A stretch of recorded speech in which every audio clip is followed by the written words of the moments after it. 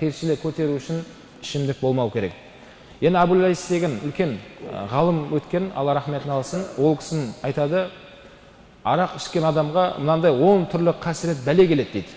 10 түрлі бәледен құтыла алмай қалады дейді. Біріншісі, арақ ішкен адам, ол адам бір жынды болып қалған адамның сипатына өтіп кетеді.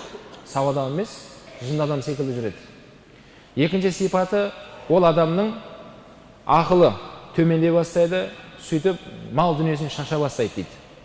Ақылы төмендеген, өзінің еңбекпен тапқан малдардың бәрін жай жібере салады. Қолы ашық мәрт адам секілді көрініп жүреді олар дейді. Бірақ ол мәрт емес ол. Өйткені оның ақылында кемшіліктер болып тұр. Хамыр деген сөз ақылды орап алып, не істеп жатқанын білмей қалатын мәселе.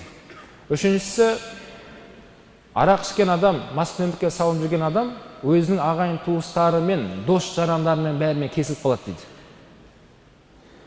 Ал бұл жайында пайғамбар алейхиссалам айтады, ағайын туыспен кесілген адамдарға жәннаттың иісі харам болады деген. Кіру былай тұрсын. Кім өзінің бауырымен алыс берісті кесетін болса, мен араласпаймын сенімен деп. Онда пайғамбар ескертті оған. Сен онымен тәубаңа келіп қосылмайды екенсің, туыстарыңмен саған жәннатқа кіру былай тұрсын, иісі харам болады деді. Бұл жайында Алла Тағала иннамар юриду шайтан айюқия байнакум адауата вал бағда фил хамри вал майсир. Майда сүресінің 91 аятында Алла Тағала айтады, расында шайтан сол ішімдік арқылы, ойын құмар арқылы туыстардың арасында дұшпандық салатын білмейсіңдер ме сендер дейді. Бауырлар бір-бірінің арасында дұшпандық салынады. Не арқылы? Ішімдік арқылы. Төртіншісі, арақ, маскүнемдік мәселесі адамды Алланы еске алудан, намаздан тыйып қояды. Маскүнем болып жүрген кісілер жұмаға келіп ол кісіге бұйырып атқан жоқ. Бұйырмайды да. Өйткені кейде мынандай сөз бар. Бір кісілер намазын тастап кетті деп айтып жатады. Ғұламалар айтады, намаз тастап деп айтпаңдар, намаз оны тастап кетті деп айтыңдар.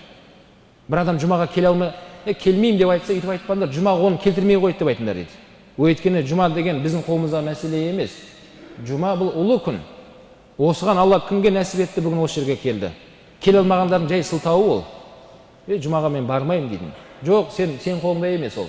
Сен оған лайықты болмағаннан кейін сен жұмаға бара алмайсың. Намаз демек, намаздан Алланың зікір қылудан тосылып қалады дейді.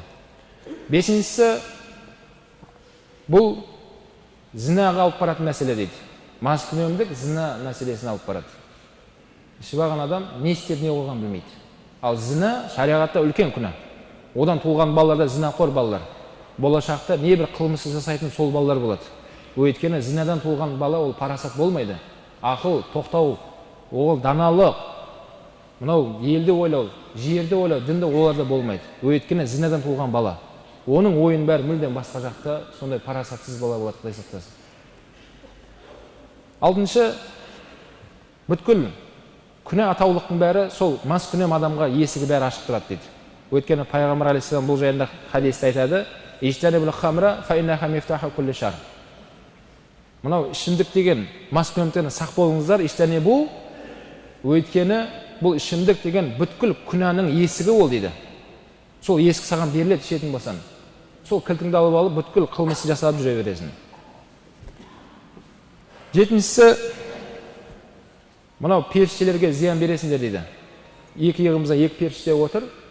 Бұлардың жұмысы біздің амалдарымызды жазып отыру. Маскүнем болған адамдардың періштелер қатты азапталып жүреді екен жандарында. Жүрмейін десе Алланың бұйрығы. Олардың жұмысы жазу керек. Ал жанында жүрейін десе, ол ішіп алған адам өте сондай жағымсыз иісімен періштелерге азап береді дейді. Ертең ақиретте сол періште сенімен дауласады дейді. Мына адам өмір бойы маған зиян жеткізді. Білесіздер, біздің шариғатта мұсылман адам көршісіне, басқа өзге адамға зиян жеткізбеген адамды мұсылман деп айтады. Мұсылмандығыңды қараса, ішу арқылы адам түгілі періштелерге де зиян жеткізетін адамға айналады дейді, Құдай сақтасын. Сегізіншісі, маскүнемдікке салынып жүрген адамға 80 дүре ұру уәжіп болады. Кім арақ ішетін болса, шариғаттың үкімі ол адамның артына 80 дүре ұру керек. Егер осы өмірде ұрмайтын болса, ол ақыретке қалады. Ақыретте тозақтың қамшыларымен оның арқасына 80 дүре ұрылады дейді. Алла сақтасын. Өйткені кім арақшы дегенге шариғаттың үкімі айтатыны осы. Тоғызыншысы, арақ ішкен адамға аспан есіктері жауып тұрады екен. Алла, мен саған не жаздым? мына қиыншылықтан мені қашан құтқарасың деген айтқан сөздің бәрі жай болып қалады. Өйткені оның дұғасы қабыл болмайды. Өйткені хадис бар, адам арақ ішетін болса 40 күн бойы оның дұғасы қабыл болмайды. Оның мамандардың айтуынша адамның қанымен 40 күн сол ішімдіктің несі жүреді дейді. 40 күн бойы. Не айтса айта берсін, дұғасы қабыл болмайды. Өйткені пайғамбар алейхиссаламның екінші бір хадисі бар, ішкенің харам болса, жегенің харам болса, кигенің харам болса, жүрген ортаң харам болса, дұғаң қалай қабыл болады сенің дейді. Дұғаң қабыл болу үшін сол айтылған мәселен бәрі адал болу керек.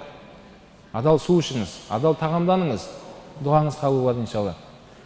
Оныншысы, бұл мас күйінде салынып жүрген адамның сол мас күйінде өмірден өтіп кету қаупі бар. Көп жағдайларда машина қағып кетіп жатады, суыққа үсіп қалып кетіп жатады көшелерде, басқа орындарда. Дәл осы халінде өтетін болса, ол кісінің жағдайы қиын. Пайғамбар алейхиссалам айтады, кім мас күнем болып домалап көшеде, осылай өмірден өтетін болса, ертең ақыретте мас халінде тіріледі дейді. Мас халінде ақыл есі орында болмайды. Оған періштелер сұрақ қояды, ол біліп тұрған жоқ, олар не айтып тұрғанын. Жауап бере алмайды. Не айтып, не қойғанын білмейді. Оны тозаққа лақтырады дейді. Тозаққа лақтырған кезде пайғамбар алейхиссалам айтты, оған деді, сол тозақтағы ең сасық суларды ішкізеді деді. Алла сақтасын. Оны ішу былай тұрсын, иісінің өзінен дейді, тозақтағы адамдар азапталатын мәселе ол дейді. Заққум деген тау бар, соны ішкізеді дейді, заққумды. Құрметті бауырлар, осындай апаттардан Алла Тағала Құдай сақтасын, біздерді сақтасын Алла. Біздің достарымызды, көршілерімізді, ұрпақтарымызды Алла Тағала бұндай бәлекеттен аулақ етсін. Сол үшін қазақта жақсы сөз бар, ауырып ем іздегенше ауырмайтын жолы. Ұрпақтарымызға осыны айтып отырайық, адал Алланың берген ішімдіктерін ішейік. Сол кезде біз мәңгі ел боламыз. Мәңгі ел болу үшін осы мемлекеттің ұрпақтары да дені сау, парасатты, иманды, ұятты болу керек. Сол кезде барып біздің әлі алатын асатын асуымыз алдымызда көптеген Аллаға шүкір тәуба, міне тәуелсіздігіміз 25 жылға келе жатыр. Құдайға шүкір. Енді дәл осы секілді біздің ұрпақтарымызды жалғастырып алып кету керек иншалла. Осы біздің тәуелсіздігімізді. Еліміз тыныш, жұртымыз аман болсын. Алланың қайтарғаннан қайтатын, Алланың бұйырғанын орындайтын сондай салиқалы, Аллаға шынайы құл, пайғамбарға шынайы үмбет болуымыз баршамызға нәсіп етсін. Ва ахир дауана алхамдулиллахи раббил аламин.